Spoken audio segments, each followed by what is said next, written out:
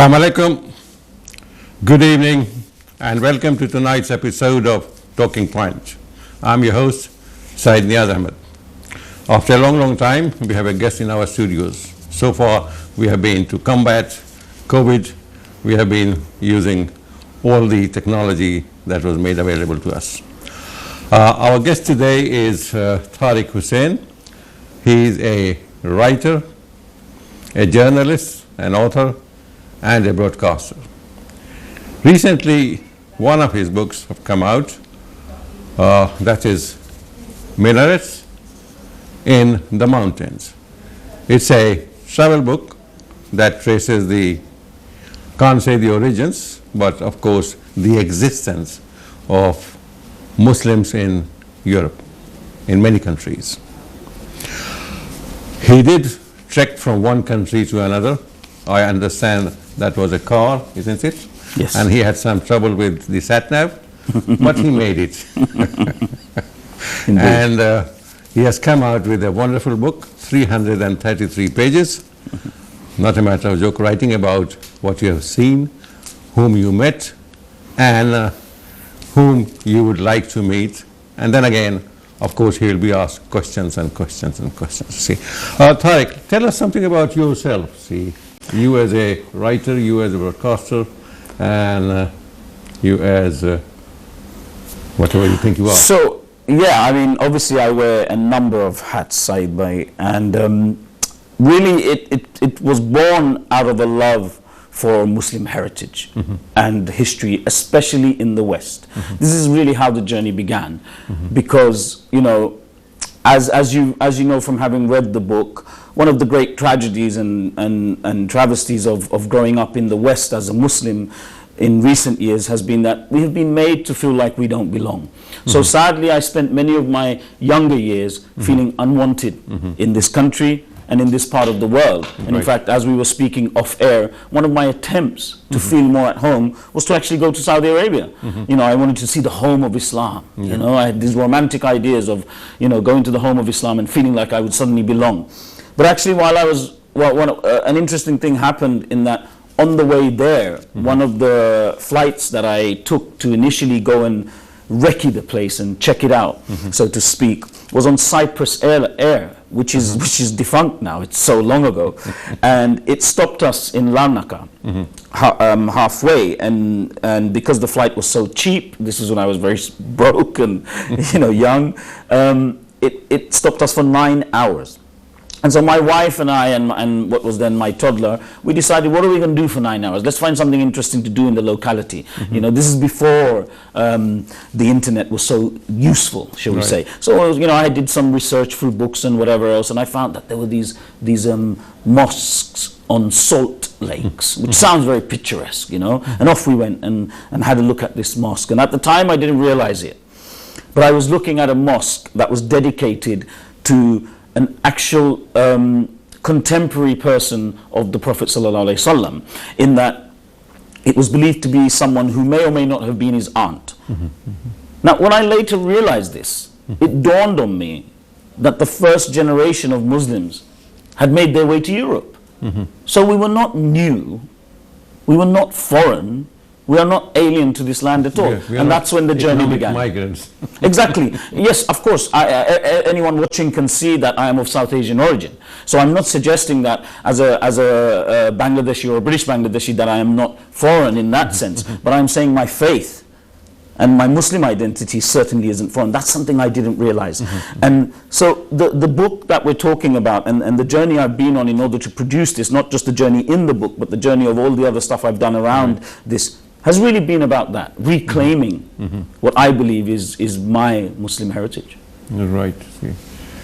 How did you I mean, I know that you were accompanied by, in this particular book that you mentioned, that your wife was there, your 3 children were there, and how did you manage that? Because you see, exploring places, new places, meeting new people, spending time appreciating or finding out architects and architectures and their backgrounds and all that. See, you must have been working in tandem with your wife. Indeed, yes. This is because we are very lucky, we are very privileged. We have been traveling as a family for many, many years, long before this book was written. Yes. And often when we did these journeys, you know, we realized very soon, very quickly, that sometimes we have different interests. You know, of course they are Muslim, but it doesn't mean that they want to go and visit every mosque like me. It doesn't mean they wish to go and see tombs and cemeteries. You know, it's not what you go on holiday for.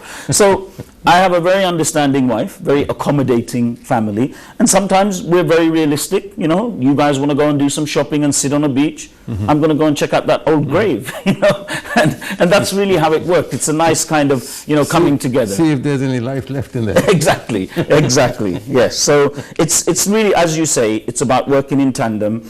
And sometimes they were there admiring the beautiful mosque, you know, taking some pictures and whatever. But it was never a case of, oh, we're going on a journey to find some history. You know, that sounds like a very boring holiday to children. True. We were just doing something exciting. You know, we were going on an adventure. That year it was a car around the Western Balkans. The previous year it was a camper van in the Baltics. The year after, you know, we were lucky enough to do some backpacking around Indochina as a family. So we've been doing this since they were very young. So it's an exciting thing to go to these new places, these new lands. What attracts you to this? I mean, just the idea of trying to find our own, trace our own origins. I mean, of course, the origins we know, it all started from Mecca, but how Muslims came to Europe, how they settled here. And obviously, as I was jokingly, I said that not economic migrants, but they were here with the intention of spreading the word of God those days. And they got settled here. Same thing happened in Africa. Indeed. From you have been to Africa. I mean, we have all been to Egypt and Sudan and all that. It's the same thing. Of course, precisely. In terms of Arabic is not an African language, but no. Major part of the modern and developed Africa, they speak Arabic. Indeed, yes, it's the lingua franca of this area, and it's interesting because they sometimes identify as Arabs rather than Africans. And I always have this conversation with many of my ex-students from when I used to be a teacher in Jeddah who were actually North African. I said to them, so you're not African? You know, when they were young, they always used to say, no, I'm Arab. And now it's different. It's shifted a little bit. But to answer your question as to, you know, why do I do this? You know, I'm a father. I have children. I'm also, by profession, a teacher as well. But more importantly, I can see the displaced way in which many Muslims in the West feel. And I am also listening to this awful, horrific rhetoric and narrative that is being woven, which is absolute nonsense by the individuals who are creating it. This idea that Islam is foreign to Europe, Muslims have nothing to do with Europe, and yet, of course, anybody who is watching that has spent any time in the south of Spain. I recently came back from Lisbon. If you know Portugal, you go to these areas and you will see. This was really the cradle of modern Western civilization. If you look at it correctly, not in the narrative we've been told, you know, not the one where we're being told, oh, you know, there were the Dark Ages and suddenly out of nothing came this Renaissance. Well, no, actually, before that there was something magical going on in the south of Spain, and it was being fostered primarily by Muslims and Jews. We know this as well, because the Jews had a very sophisticated, flourishing society, poets, you know, scholars, just like the Muslims, and Christians, of course, in that region as well. The point I'm making is, we have played a huge role in the development of modern European cultural identity and narratives, yet we are invisible in that. And that's what really drives me, I think, is the best way to put it. But of course, I just love to travel, and I love to go and explore, and the education I get. You know, I didn't know about, like, for example, the Muslim sects that are very popular in the Western Balkans, like the Bektashis. I didn't know about them until I went. And so, and as much as I love to read a book, you know this as well, Saeed, to actually meet somebody rather than read about them, well, it's night and day, isn't it? And before the pandemic, you know, I confess I'm very privileged, and I'm able to do this. Not everybody is. And so I wanted to not just be able to do it, I wanted to do good with it. Great. Levison Wood has said about this book, a fascinating insight into the living legacy of Islam in Europe. Tariq takes us to places that few readers will have ventured. And now, again, I'm amused by, see, that you ventured out to places, see, where people would normally go on their own, see, like I've seen journalists, reporters, see, going to, just for example, like Afghanistan or Kabul or Kandahar or Torkham and places like that, see, but not with the families, see, but probably these places that you have been were probably unknown but not dangerous, see. Exactly.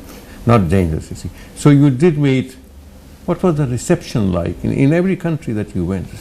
This is one of the things I think I love about what I've eventually produced, is proving to people that not only are these places not off limits, not only are they not dangerous, not only is all the stereotype we've heard about some of these countries complete nonsense, not to deny the recent war, but complete nonsense, but they are beautiful places where we were welcomed, the warmth of these human beings, be they Christian, be they, I was going to say Jewish, but of course we know sadly they were all decimated. But all the peoples in these countries were so warm, so receptive, and in some cases, without patronizing, they were grateful that we were coming to spend time with them, and they wanted us to go and then tell the world. Like, I don't know if you've read the piece where I'm in the south of Serbia with my family, which completely blew me away, and I've often spoken about it in interviews, because I'd never even met a Muslim Serb before I went on this trip. And we turned up in this town called Novi Pazar, and the entire town was apparently Muslim. And they were laughing at us when we were asking if the sausage they were serving was halal. You know, they were like, don't you know, brother, the whole town is Muslim, don't worry about the food here. And then we were sat there eating. Yeah, because Serbia got a bad press during the wars, you see. Not just a bad press, we were led to believe it's entirely Eastern Orthodox. Yes. You know, and it's not. In the south, particularly, because it was historically part of what was kind of Ottoman Bosnian territories, there is a huge Muslim community, and that's why we went only to those parts, because that was my journey. But the point I was going to make is, we experienced this wonderful moment there. You know, it's this kind of minute insight into that wonderful tradition of looking after the musafir, as you know, in Muslim culture and in other cultures. To look after the traveler is a very privileged thing. And what they were doing is, like, the street vendors were refusing to take our money. But one of the reasons wasn't just so that they could get our dua, but it was also so that I would come and tell you about it, and I would come and tell everybody else, so that they would want to go. You know, because they are so overlooked, and they are victims of these popular narratives which deny them. They are invisible in the Serbian narrative in many ways. Just as, you know, like the Albanians are often depicted as being, you know, these horrible people who are going to steal your children and whatever else, and Albania is this bad land. And it was wonderful. Beautiful place. Gorgeous mountains, beautiful beaches, and the most warm and friendly individuals. And this is what I wanted to show through the book as well. That not only is there this vast, as Levison Wood puts it, living Muslim legacy, but also this is an amazing place that we all need to go and see. Did you spend any night in the mosque? No, because going back to the old travelers, they would spend nights in the mosque rather than because once upon a time that was feasible, and maybe it was facilitated by the caretaker or something. But actually, the most popular places as well historically would have been the hands, the caravanserais. And though we came upon them, obviously they do not function as caravanserais anymore. We also came across the Sufi lodges, which they call the tekis, because it's sorry, not techies, the Musafir Han. Yeah, and again, these are no longer available for us to stay. And sometimes when we went to one place called Blagai, where it's a beautiful Musafir Han and a teki, which has a tomb of some saints overhanging, you know, this beautiful blue river. The Naqshbandis there, they were like, you know, historically this is where you could have stayed, but now it's just not possible. You know, so we went for what reason? Just because it's just not something they can facilitate at the moment. Maybe if somebody who comes as a murid, as a student, maybe they can accommodate them, I'm not sure. But I didn't press them on this matter. But when we were in Berat, which is a town in the Albanian hills, we did get to stay in a nice Ottoman era house, which was very nice and very quaint. And we stayed in some wonderful accommodations along the way. Okay, sir, we need to take a break, and when we come back, we'll continue our journey into more interesting places. Thank you. Thank you for being with us, and we'll take a short break, and we'll be back soon. Don't go away. Welcome back. Before the break, we were talking about Tariq Hussein's journey into Muslim Europe. We will cross the Atlantic, and we'll go to America, where Tariq did a kind of a documentary, isn't it, for BBC? Indeed. Two-part radio documentary. Two-part radio documentary, and it was America's mosque and their role in history, present social structure, and America's oldest Muslim communities. That's right. We'll come back to the mosque later. See. When you say America's oldest Muslim communities, who are they? So, not the of Red course, Indians. No, and I, you know, we're not talking about. We're talking about obviously those American communities that were well documented. If we are to start talking about the Muslims that came as slaves, then it's very poorly documented, because of course they were not regarded as humans. They were, you know, essentially their paperwork did not exist. That's why many of them don't know their actual roots. There is amazing work happening right now where Muslim slaves who did amazing things or existed, their stories are being collated. Now, what I did was I focused on those Muslims that came in the great immigration wave from Europe in particular, and actually it's connected to the book in many ways, because the mosque that took me there was founded by Polish, Lithuanian and Belarusian Muslims. These are indigenous European Muslims as well.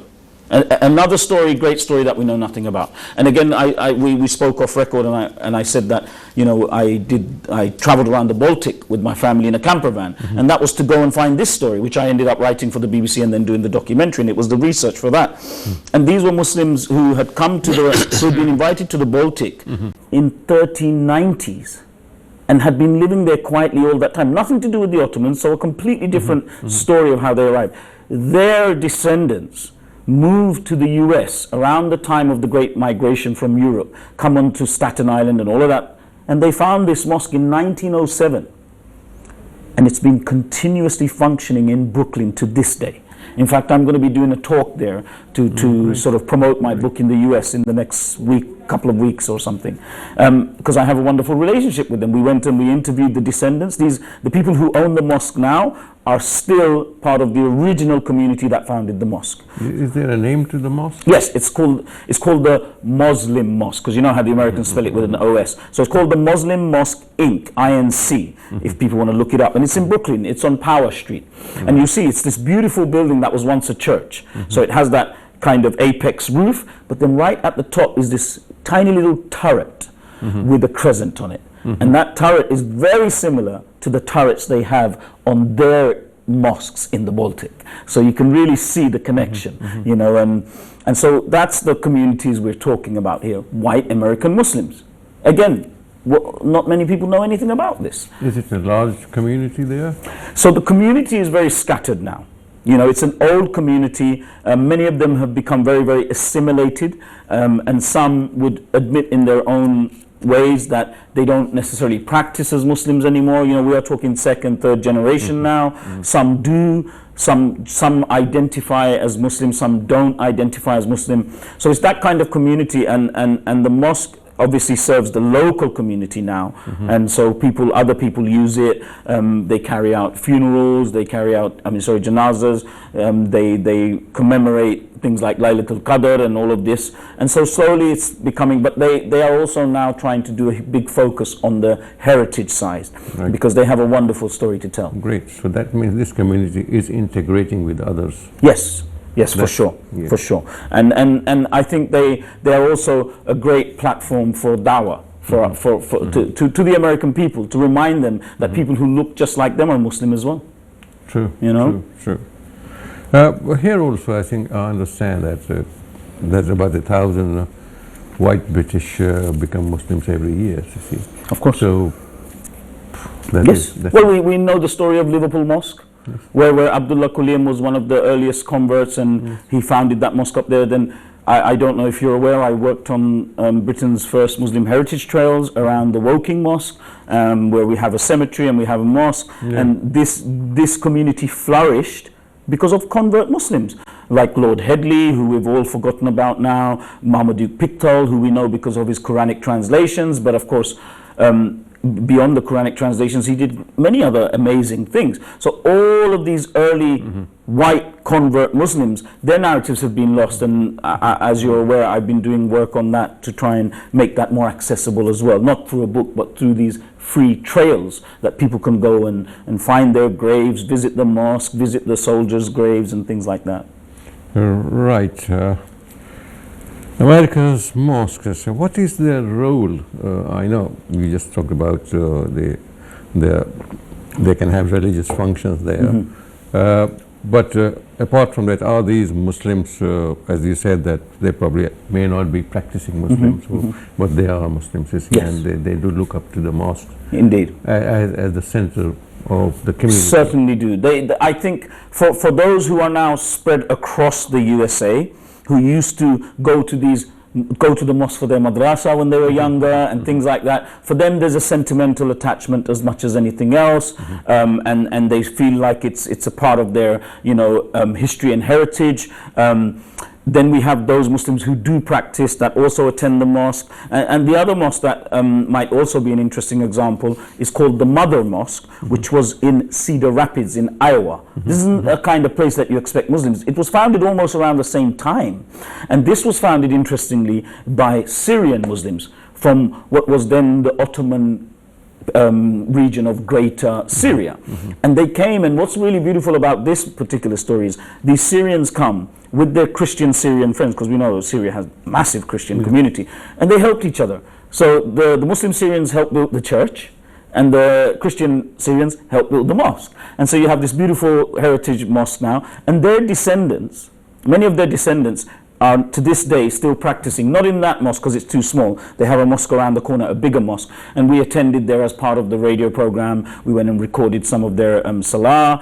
We interviewed the new imam, who's very highly trained, and we also interviewed the old imam, and it's a flourishing community there, and many of them are direct descendants of the founders of the mosque, and it's called the Mother Mosque. Again, a beautiful little piece of American history, Muslim history that very few people know. What is the about. architecture type? I mean, is it So obviously I told you the one about Brooklyn, but the Mother Mosque has a very interesting one. I will struggle to place it because there's a clear dome, and that could be Ottoman inspired because they were obviously from that region, but it's not the kind of it's not like you're going to be looking at something that belongs in Damascus, for example. It was a very simple functioning building. We're talking about, post-Great Depression era. There probably wasn't much money around. There weren't much resources. So they built something that functioned and was practical. But the great Canadian Quran translator, I don't want to say his name wrong, but I think it's Washington something, Irvine, or maybe, Irving, yeah. Yes. So he was a Quran translator, first North American to translate the Quran. He was very involved in the masjid there, and this whole story needs to be told much better as well. We kind of touch upon it in our documentary, but we also look at modern mosques. We did two parts. The first part was looking at the old communities, and then the second part was looking at the very new ones. in Washington. Yes. So, no, we didn't go to the one in Washington, the Islamic Center. We deliberately wanted to go to one that was connected to Malcolm X and the black community, because we wanted something that represented the black community, because of course many of them are Muslim as well, inspired by people like Malcolm X. And the one we went to started off life as a Nation of Islam temple. And you can see it from the way it's positioned, because they had to put the mihrab correct when it became a regular mosque. And that had a wonderful story, because the imam there actually served in the US Army. And he had his, I think it's called, they call it like a shadow plaque of his picture and all his medals, and he was given that by Obama, and which was a great moment for him. We also visited modern Bangladeshi masjids in New York, one called the Shah Jalal, for obvious reasons, and we also consciously we wanted to show the spectrum of Muslims there, and we visited. Height. Yeah, we went all through Jackson Heights and obviously had wonderful curry and rice out there. But we wanted to show the spectrum, so we actually went to another quote-unquote masjid stroke Sufi lodge in New York, where it was essentially near Manhattan, where it was quite a pluralist approach. You know, this was led by a female sheikh, and it embraced everybody and anybody, be they Muslim or not. And they clearly inspired by Sufism, but very, very inclusive. So it was a case of we wanted to show America through the documentary what their Muslims actually look like, rather than what they think they look like. What is your opinion about this Sufi movement? Is it taking us away from the real Islam, or is it? I mean, is it part of Islam, or? I'm not a theological expert by any stretch of the imagination, Yeah. and as somebody from the region of Sylhet in Bangladesh, I obviously have strong Sufi background because, of course, Sylhet is the final resting place of the great Sufi saint Shah Jalal, who essentially brought Islam to us. So I have a kind of affinity towards it. I wouldn't call myself a Sufi, but then I don't call myself orthodox, conservative. I don't carry labels, but I do believe that there is something really important about looking at what the Sufis call the inner message. And I think sometimes we become too obsessive with the outer message, and so I do believe we need that to balance it. I think they both have space there, you know. And the Sufism has an appeal for everybody, isn't it? Because Clearly. if you consider that Jalaluddin Rumi's book, I was just thinking that best-selling poet in America. in America. Exactly. Because those words, they sing to every human being, you know. And the beauty of whether you read Rumi, whether you read Ghazali, whether you read any of the great Sufis, when you read their words, it appeals to the soul on a level that transcends all faith. And I think that's what's really appealing. See, unfortunately, some of the writers, they have borrowed their ideas, particularly Rumi's ideas, and translated into their own language, and claim that this is theirs. And taking credit for it. Yes, and I've been, you know, looking at some of the criticism certain translators who I don't want to name have been receiving, because apparently one of the most famous translators of Rumi doesn't understand Persian. So, so I'm not sure how they became so famous for translating Rumi. Translation from the translation of others. Quite possibly. Probably putting it right, the right word. Like some of the translations of the Holy Quran is like that, see, because people, Abdullah Yusuf Ali, he was not an Englishman, he was not an Arab. No. Yet his translation was considered for a long, long time. Yes, of course. He's buried right next to Picton in Brookwood Cemetery. Yeah, and what an amazing... I think those two are probably the most, prior to the Saudi era, probably the most widespread English translations in the world. Yes. Very, very cool. A lot of people have tried to,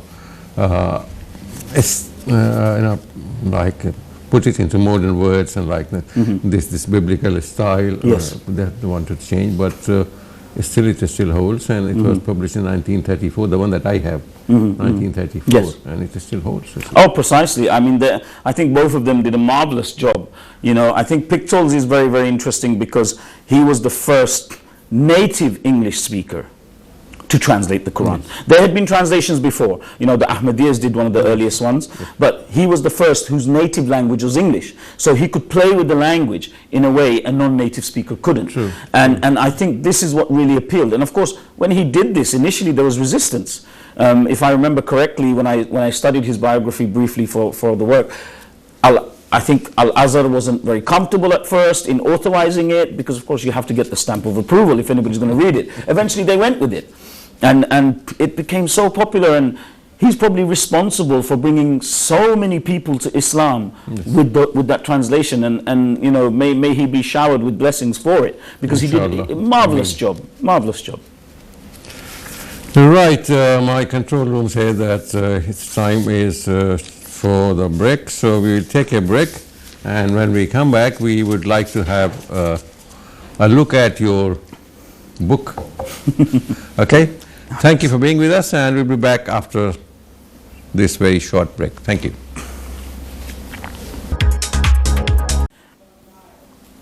Welcome back.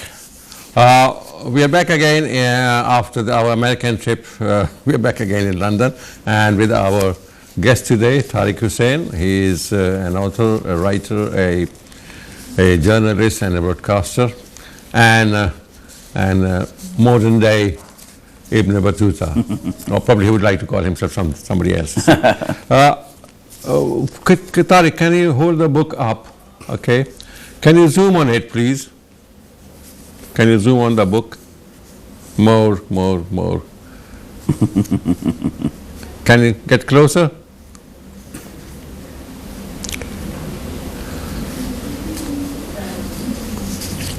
The name of the book is Minarets in the Mountains, a journey into Muslim Europe. Right. And when was it published?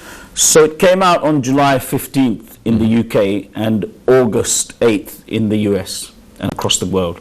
Right. Well, thank you.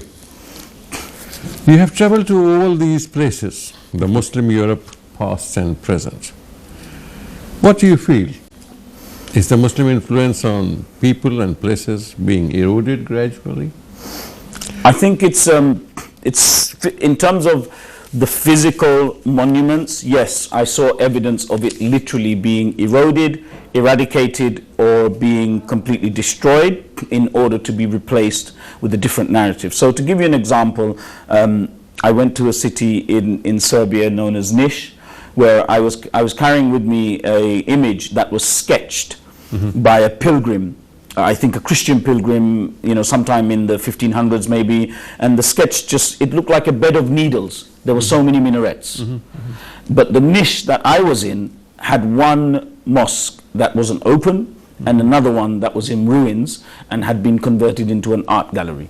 So clearly, at some point, the physical Muslim monuments had been done away with. And if we read about what happened during the Bosnian War, we know that as well as the horrific genocide of actually killing Muslims for being Muslims, there was a concerted effort to do away with the Islamic monuments. The Mostar Bridge was destroyed, famously, and one Harvard observer called it cultural genocide, because it was consciously a decision to do away with the Muslim monument. So that is clearly happening, for sure. Your last sentence in the book does not appear to be very hopeful. I think, could you read that out, please? I think it could be read both ways, and it says, Muslim Europe is alive and well, I wrote, before adding, just. So there's two parts to that. I'm acknowledging the fact that there is a Muslim Europe, something we have struggled to admit up until now, and it is still thriving. You meet the people, you see them with their culture in the modern incarnation of it. And then of course I say just because I also experienced through the people, through the histories, the attempts to try and take that away from them or to eradicate them. Or as one Bosnian imam said to me, Tariq, if this genocide starts today with the Islamophobia in the world right now, I don't think anybody would come to our aid. They would wipe us out. So it's that fear as well that I came across, that we were so close to losing that Muslim identity, and some people still are not comfortable with it, because the reality is the Muslim identity in that region, the Western Balkans, we are talking about Bosnia, Serbia, Kosovo, Albania, Montenegro, North Macedonia, it came on the back of colonialists, Ottomans, and this book does not try to lionize the Ottomans, but the reality is I have to talk about the Ottomans in order to appreciate the history and heritage. And because they came as colonizers, some people are not always comfortable with that, and therefore they also become uncomfortable with their own Muslim identity or the idea of Islam in that region, because they cannot separate the two. Is there a harmonious relationship between the Muslim and non-Muslim communities? Largely that's what I saw now, but clearly what happened during the 1990s, which was essentially an ethno-religious conflict, lines have been drawn. And in the case of Bosnia, this is literally the case, because as you know, the Daytona Agreement led to a nation that is essentially two nations in one. So you have Bosnia and Herzegovina, and then you have Bosnia, and then you have the Republic of Srpska, which is essentially a kind of Serbian outpost, in people who are Bosnian Serbs, if you will. And if you go to those regions, it's quite apparent this isn't a Muslim country. When you're in the Bosnian region, Sarajevo, Mostar, it's quite apparent you are in a Muslim country. So the lines are drawn. And yet, of course, there are many, many non-Muslims in Sarajevo, a wonderful place which was named, the Jerusalem of Europe, historically. And for a while, I thought this was some magical one-off, until Elia Çelebi, the Ottoman traveler that went on this journey with me, reminded me that during the 17th century, when he was traveling, everywhere was pretty much like that. Muslims, Jews and Christians living side by side in relative harmony. So that kind of coexistence isn't as clearly always defined. You saw it more so in a place like Albania, which also has a Muslim majority, but there are many, many Christians still living there. Of course, lots of churches, not so much Jews, because Albania historically never really had a Jewish community, although they did a marvelous job of rescuing many Jews during the Holocaust, by the way, something a lot of the Muslims did. So there is clearly some tension that has survived, like a hangover. But I think most people today, they want to make the effort to live side by side as best they can. Well, over all this area and during your journey, what was the most striking experience, feature that you will carry on? There were many, because I had quite a few moments and quite a few things that I reflected on afterwards.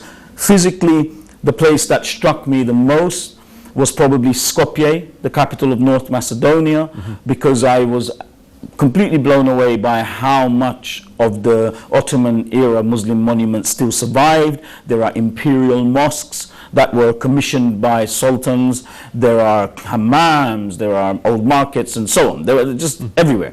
It very much feels functioning. Yes, most of them are functioning. Some may be neglected, but most are functioning. And just the sheer amount, I did not expect it, because I didn't know about this. And most people don't. Most people don't expect this to be the case in North Macedonia.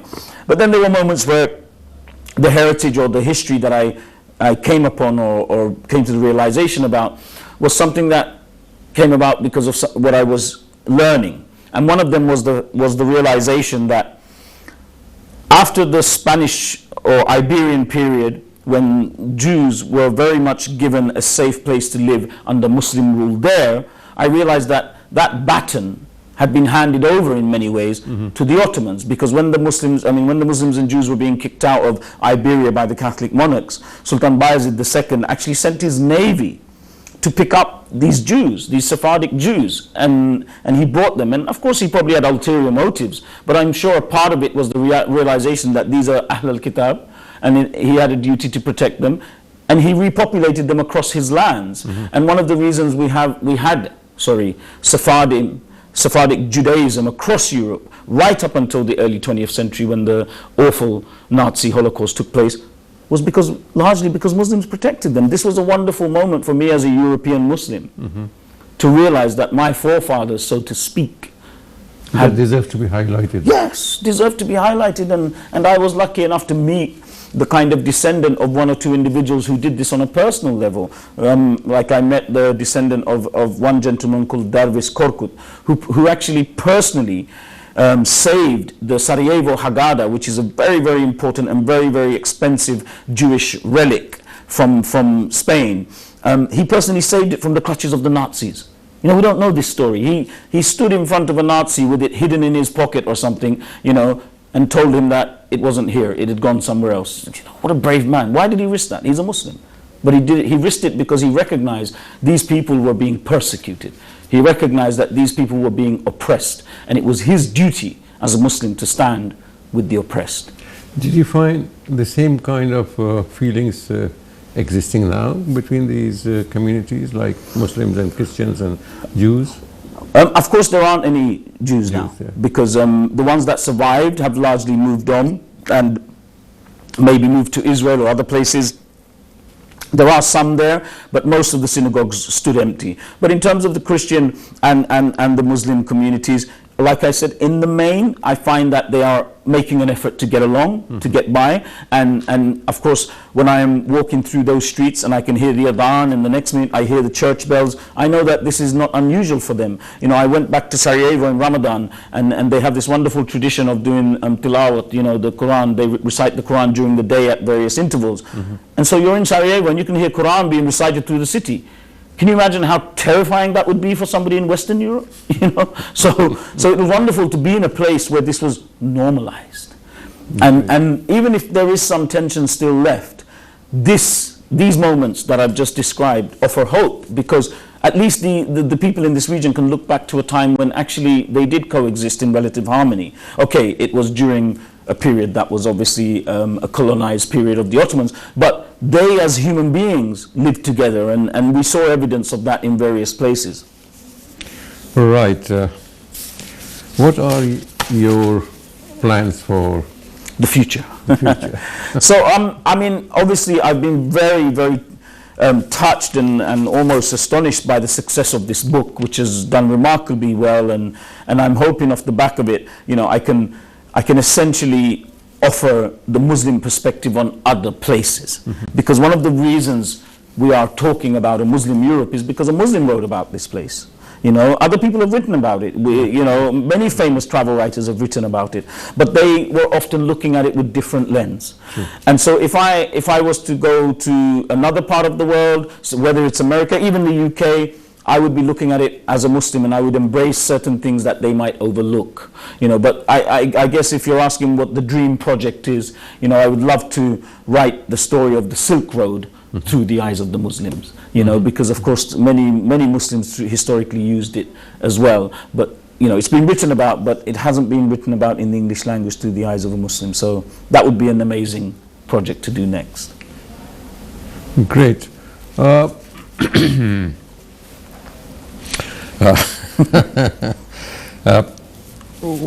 was your experience in Belgrade? I understand that there's only one mosque there. Well, our route didn't take us to Belgrade because it's so far north.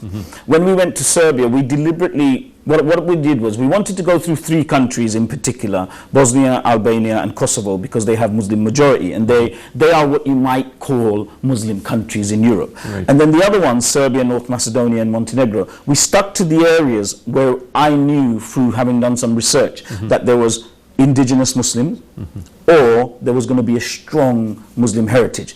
But of course Belgrade is the capital of Serbia, and it was the capital of, if I remember correctly, Yugoslavia as well. And this was a place where, you know, the Serbs, whose identity, like many Balkan identities, was built in opposition to the idea of Ottomanism and Islam. So I'm not surprised to hear that Belgrade is a place where there's very little Islamic heritage. But and having said that, I've had friends send me pictures from Belgrade telling me, look, you know, there's this fort and there's this, and sometimes it's a case of it's there, and it's only when somebody who knows what they're looking for sees it that they realize actually there's still quite a bit of Islamic heritage here. It's just not acknowledged in that way, maybe. Yeah. There is a sizable number of Muslims in this country, in France and in other large countries. That's right. But these countries that you have been to are smaller countries compared to. Yes. Do you think that there can be more connections and kind of more relationships between these countries and the Muslims? I'm not talking about a bloc or something. No. I'm not talking about a political entity, but just for the sake of creating a solidarity. Good, solidarity, good relationship, and that is Islam. Yes. The brotherhood. Yeah, no, I absolutely believe there should be. And I think one of the reasons that there hasn't been historically is because, of course, the other thing about this part of the world that we're talking about is it's often considered not to really be Europe proper. You know, there's Europe and then there's Eastern Europe. Yes. You know, and suddenly this becomes a distant place. Part of USSR. Exactly. You know, and ironically, Greece is all the way on the other side, but we love Greece, you know, because we want Plato and we want Aristotle and all these things, right? The point I'm making is, because of the way in which this part of Europe has been othered and distanced, largely, in my opinion, because it was historically Muslim and Western Europe isn't comfortable with that, I think the Muslims in Western Europe also don't realize this exists. And the ones that are discovering it are, you know, the ones that reach out to me are clearly besotted by it. You know, they're completely enamored, because they can't believe that in Bosnia these wonderful mosques exist and these wonderful Muslims who speak Arabic fluently but have blonde hair and blue eyes. You know, they can't believe this is all out there, and they want to be a part of it. But also, more on, if we are to consider a political angle to this, we are talking about people who have been European and Muslim for almost 6 centuries. So when we have these nonsensical debates, can Muslims be Europeans and all of this, we should really be looking at people who have been European and Muslim for 6 centuries for the answers. So I think they have a lot to offer us. Well, Tariq, we seem to have covered a lot, and thank you very much for coming along and sharing your views with us, and thank you for writing that book. That's very useful. Thank you very much for having me on. I definitely recommend it to everybody whosoever is watching this program. Thank you, viewers, for being with us, and we hope that you enjoyed the show as much as we have. And we wish our guest, Tariq Hussain, the best of luck with his future and dream project that he wants to do about the Silk Route. And same time, same channel next week. See you again.